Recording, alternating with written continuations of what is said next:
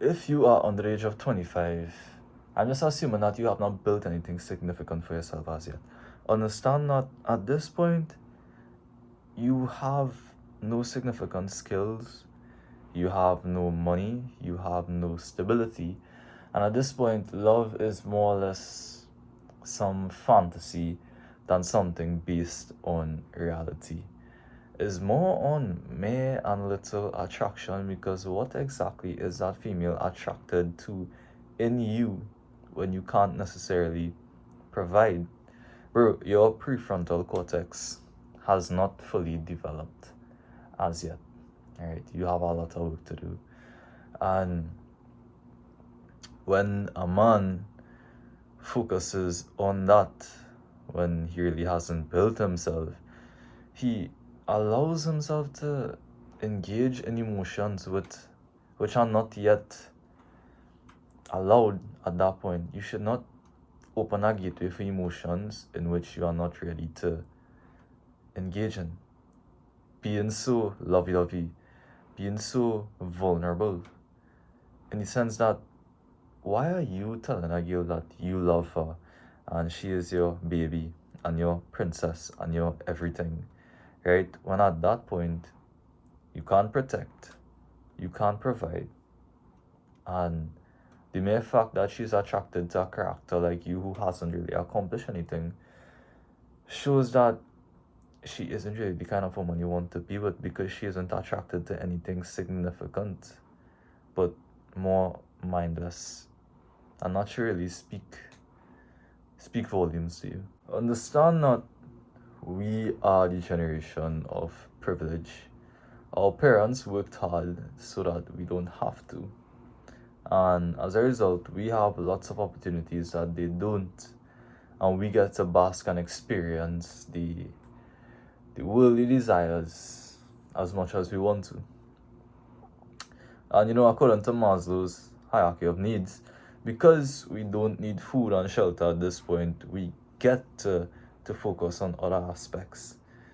But the thing is, you didn't work for that food or shelter. You didn't develop it yourself. And I think it would be a lie to your individual character to be engaging in something when you don't deserve it.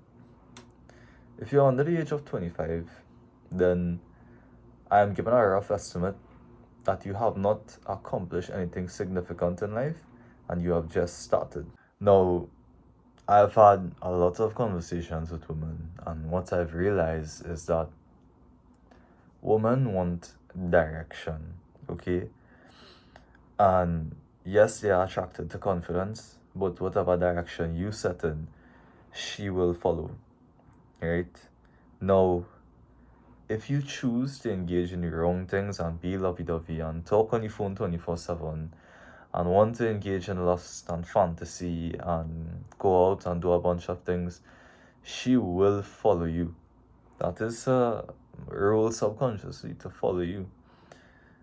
And the thing is, if you ever stand your ground and decide that you don't want to spend a lot of time talking, you want to double down and focus on the things you want to do and really build yourself, sometimes she may have a problem, have an issue with that. But I'll tell you something that is also contradictory. When you waste that time spending it with her and you don't spend it building yourself, she will leave you for the man who does spend that time building himself. And you wonder, but I spent the time with her. The thing is, yes, they want quality time, but they will love you even more when you take time away from them and spend that time building something significant. Listen, nobody gonna love you if you don't have anything, alright? And you need to stand your ground and you need to set the direction and say, okay, we don't have time to play right now. I need to focus, I need to build things, I need to get shit done, right? And at that point, you are setting the standards and you are setting the ground, and she will respect you more and she will love you even more when you have something to show for it. You understand? She's not gonna stay there and love you and stay in that hypnosis and that fantasy when at some point she realizes that there's nothing significant for her here. They're not gonna survive on emotion alone. You need to provide. Something really stood out to me. I read this book, No One Mr. Nice Guy by Robert Glover, right? And one thing it really spoke about was spending time around other men. What that does, it really teaches you and it makes you form that proper bond with men to learn how to properly interact. And as well too with older men, you have proper role models to follow. Now, one thing I did for the majority of my life is that I always had a bunch of female friends and I really spent time with a lot of males, especially like a lot of older women in my family. There were a lot, and I spent a lot of time around them. And whenever I go out in public for a while, individuals, especially women, used to approach me, and the initial impression they thought that I was feminine or gay. Right? And I didn't know why, because to me, I seem personally so masculine. At least that's the perspective I have of myself. And they didn't think that. And I saw that my brethrens, they all emanated this secret masculinity that I didn't understand, of pride and of confidence, and of respect, and having stature and presenting this version of themselves which is not vulnerable. And I honestly thought it was stupid. But the thing is, I wasn't speaking their language at that point to understand that there was the secret bro code of how to operate. And I always wondered why I was so different. And the thing is, you need to nurture and build that side of yourself. A lot of these things aren't necessarily innate, because there are men who exhibit a lot more feminine energy. And you need to nurture it. And a part of that is spending time around more men. Now, if it is you are secluded in a way, like me for example, and you don't have a lot of male friends around, I would recommend a couple things. I would recommend you join clubs, masculine clubs. You could do martial arts, Krav Maga. You could go to the gym, maybe a hiking club, something of the sort.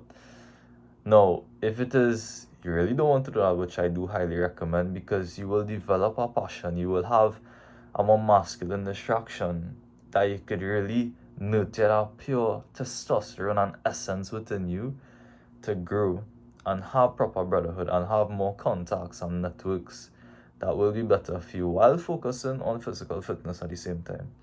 But if that really isn't you, you need to build a social circle. What do I mean by that? Go on YouTube and look for role models. Alex Hormozy, Dan Coe, Wes Watson. Like, that's just a few that I personally follow. And just by having these men in your ear repeatedly over and over and over, you know how to properly operate.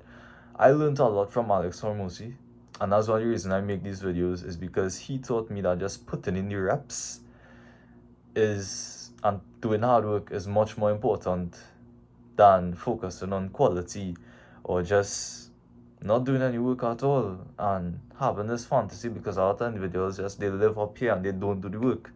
And this is one of the reasons why I'm just pelting out these videos. This is me getting in my personal reps, and that's something I learned from a man. You understand? I have friends who taught me the value of hard work and taught me the value of not showing your emotions. I'm not saying that men should not have emotions. I'm just saying that there's a secret bro code that you need to learn about when to show it and what exactly to show.